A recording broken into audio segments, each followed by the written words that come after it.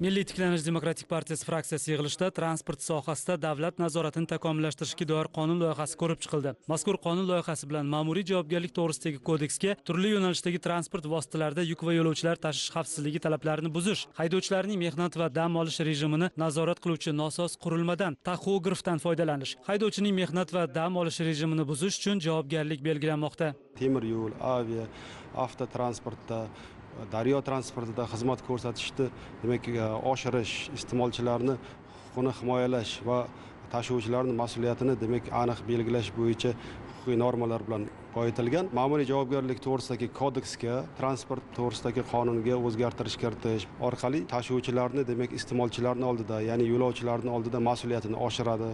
Umuman olganda mana temir yo'l sohasida bo'shliqlar paydo bo'lgan. Ya'ni tashuvchilar demak xizmati va sifatini o'z vaqtida va sifatli bajarish uchun mas'ulligi belgilanyapti va mana shu o'zini majburiyatlarini bajarmaganligi uchun tegishli ma'muriy javobgarlik chorasi belgilanyapti.